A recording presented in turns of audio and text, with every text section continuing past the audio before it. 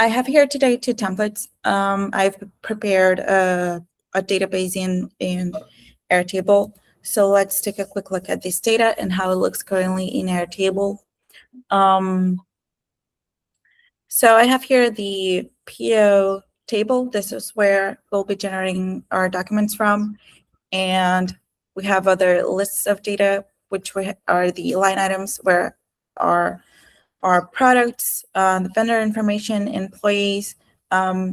This is represented by Airtable, and everything is linked to this main table, but you can have the same structure in different databases. So basically how it works is that the linked records we have here will work as collections in other bases.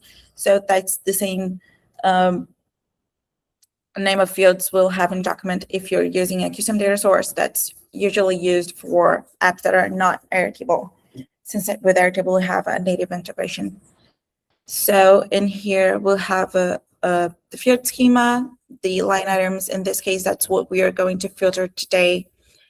It's a collection field. So we have all the fields here with our field types, and using Airtable, I just use Airtable today just for make things a bit easier and have different cases for us to preview and having different purchase or orders for us to have a look and to filter. So let's start. I have here my row that's going to be my dynamic table that's going to display the items I have here in line items. And I don't have all the fields in here. I just have the ones I need to show the information.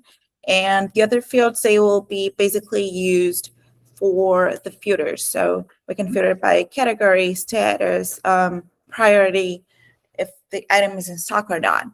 So to start, we'll need to access the logic. Right here, essentially what I did was just to set up the table, dragged in the tokens from the token pane. And first of all, we need to set up a loop. On a previous video, we had here about looping elements and how that makes the items from a list, from a collection, dynamically display, in this case from a linked record. So I am using now the fields from line items, so I'll loop this row over the line items and save it. So what this will do essentially is that this will display all the items I have in that list. So all the items I have in my collection field or in my linked record. So let's have a look, and there you go. I will apply a list, a filter to Airtable as well, just so we can have a look at the PO and the items related to it, the other categories, just so we can track the filter we'll be applying. So PO, we'll use the first one. So right here, it's matching. We have all the 6 items displaying in here. So let's start applying some filters. So the path to access the filters is basically the same. We'll go access the logic of this row right here. And if you're not familiar with the structure, so the row is a container. It's a container to hold elements together vertically. The columns, they stack the items horizontally, and that's essentially how it works. So I am accessing the row because the whole row is holding everything together. So this is where I'm setting up my loop, and I'll also be setting up my filter. So let's again go to the logic, repeat loop, and in here you see that there's a new section called filter list. And in here is pretty similar to the display rule. So you just add a rule for your filter, but in here it's not making the entire element be hidden. It will only hide the items that are not matching our rule, that are not matching our condition. So to start, let's start with a simple filter. So let's use status. So if the status is approved, then we want to display those items. So let's have a quick look at the preview. And we'll see that now only 3 items displayed: laptop, keyboard, and monitor. So if we check our base, the only 3 items approved here are exactly those: laptop, keyboard, and monitor. So that's a simple filter. We can also have another filter and say that I only want to display items that are in stock. So if they are in stock, then it's equal to yes, that's what I have in my base. So in stock, I only have two values of options, so yes or no. So let's save it and have a quick look. Preview document.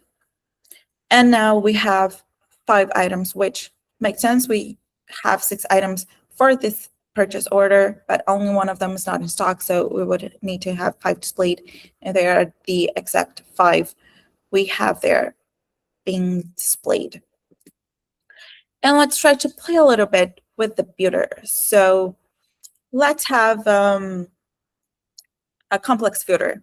So say that I only want to have items that are in stock and that are approved. So let's go for status equals to approved and save it. So what we have here is basically the AND operator. So it will work with both conditions we have here. So it will only display items that are in stock and that are approved. So they match both conditions. And there you go. We only have 2 items displaying, which makes sense. So the only items that are matching both conditions where it's approved and it's in stock, we have the laptop and we also have the monitor, which makes sense. So that's essentially how the filter works. So we can also test other filters to match your use case. So we can also have only high value products being displayed in the purchase order. So let's say unit price, it's a number field, so the operators are a bit different. So let's have it greater than 300. Let's save, and let's take a quick look. So what we should be seeing here is our items are greater than $300. So only these 2 items. So let's have a quick look, and that's it. That's matching the filter we applied. So essentially what's going to be displayed is the condition that you're applying to the filter. So let's also try something else. Let's have another complex rule being set up here. So let's say I want the items to be displayed that are approved or if they are, or if they have a high priority. So with the or, right here, what it says is that if it matches this rule right here, or if it matches the other, then it will be displayed. So they're not combined, they are kind of separate, but they can be applied together and have the elements being, the items being displayed according with one rule or another. So let's save it and preview. And that's it. Let's have a look at the at our base. So we have here 3 items that are approved. So they are displaying those 3 items. Not all of them are in stock. For example, the keyboard is not in stock. So we see that they work separately. So it can be applied to your use case if you need to watch one condition or if you need to watch another condition just to be safe. So that's essentially it. That's essentially how filters work. If you want to, we can also take a look at how they work in a custom data source. Here I have less items, so we only have 4.